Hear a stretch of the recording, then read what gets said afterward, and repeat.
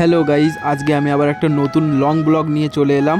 আজ আর short blog না, একটা লং ব্লগ নিয়ে চলে এলাম। আজকে আমি যাব বাজারে আমার পটলগুলো বিক্রি করতে। তো আমি কেমনভাবে বাজারে গেলাম, কি নিয়ে গেলাম, কত টাকা করে দিলাম, সেটাই আমি তোমাদেরকে এই ব্লগের মাধ্যমে তুলে ধরতে চলেছি।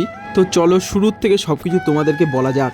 Hello guys, welcome back to my channel. আমি হলাম ফিরোজ, তোমরা দেখছো মাইসেলফ ফিরোজ। আশা করছি তোমরা সকলে অনেক ভালো আছো, আমিও আলহামদুলিল্লাহ অনেক ভালো আছি। আজ সকালবেলা উঠেই আমি আমার 2 ব্যাগ পটল নিয়ে আমি চলে গিয়েছিলাম বাজার যাওয়ার উদ্দেশ্যে।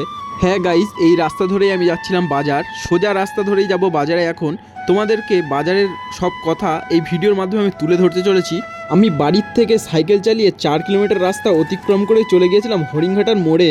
বাড়ির থেকে বেরোনোর সময় আর ভিডিওটা অন করা হয়নি, ওই জন্য আমি হরিণঘাটায় এসে ডাইরেক্ট তোমাদের ভিডিও করে দেখাচ্ছি। তাই তো এই গড়ানের রাস্তা ধরে উপরে উঠে গেলাম আস্তে আস্তে সাইকেলটা নিয়ে।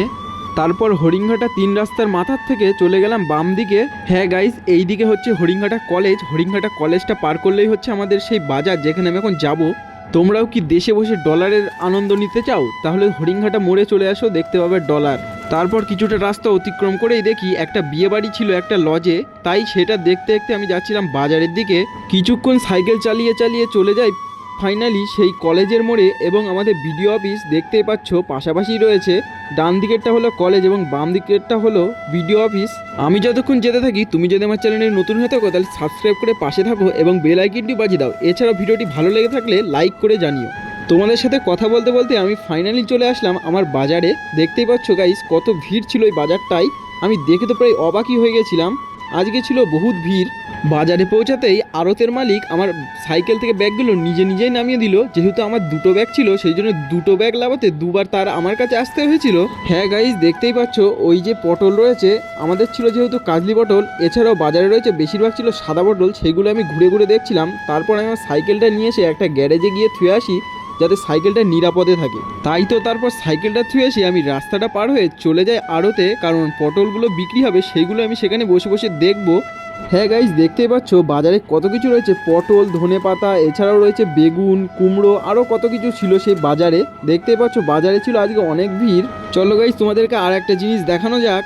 দেখতেই পাচ্ছ গাইজ, এখানে রয়েছে প্রায় টোটাল 28টা আড়ত ঘর, যেখানে সকলে সবার ফসল নিয়ে আসে বিক্রি করার জন্য। তোমরা চাইলে ভিডিওটা পজ করেও দেখে নিতে পারো কটা ঘর রয়েছে। আমি এসেছিলাম এই 26 নম্বর ঘরে ফসল বিক্রি করার জন্য। কিছুক্ষণ ওয়েট করতে না করতেই একটা ব্যাপারী চলে আসে আমার ফসলটা দেখার জন্য এবং দাম দর করার জন্য। তারপর কিছুক্ষণ দাম দর করে আড়ত মালিক, তারপরে ফাইনালি 32 টাকায় রাজি হয়ে যায় ফসলটা নেওয়ার জন্য। আর হ্যাঁ গাইজ, আমার ওই 2 ব্যাগ পটল হয়েছিল মাত্র 12 কেজি, ওই জন্য হয়তো বেশি টাকা হবে না। তোমরা চাইলে হিসাব করে কমেন্টে জানাতে পারো কত টাকা হয়েছিল আমার।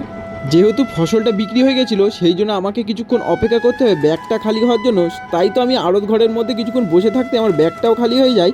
তারপর আমি আমার হিসাব করে টাকাটা নিয়ে নিই। হ্যাঁ গাইজ, দেখতেই পাচ্ছ আমার মাত্র এই কটা টাকা হয়েছিল। তোমরা কিন্তু অবশ্যই কমেন্টে জানিও হিসাব করে কত টাকা আমার হয়েছে। তাই তো আমি আমার টাকা এবং ব্যাগটা নিয়ে চলে যাই গ্যারেজের দিকে, কারণ আমি গ্যারেজ থেকে এখন সাইকেলটা নিয়ে চলে যাব বাড়ির দিকে। তারপর আমি গ্যারেজে এসে সাইকেলটা সেখান থেকে বার করে নিই।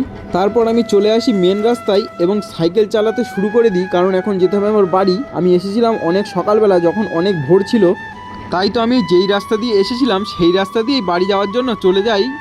আমি তো বাড়ি যেতেই থাকবো, কিন্তু তোমরা কারা কারা এই আড়তে মাল নিতে আসো অবশ্যই কমেন্ট করে জানিও। এছাড়াও কার বাড়ির পাশে এমন আড়ত রয়েছে তারাও কমেন্ট করে জানিও। আর আমার ব্লগগুলো যদি তোমাদের একটু ভালো লেগে থাকে তাহলে কমেন্ট করে অবশ্যই জানিও যে কেমন হচ্ছে ব্লগগুলো। এছাড়াও লাইক করে জানিও। তো আমি এখন যেতে থাকি বাড়ি। আজকের জন্য এটুকুই, দেখা হবে অন্য কোনো ব্লগে এবং তোমাদেরকে জানাই ধন্যবাদ। আল্লাহ হাফেজ।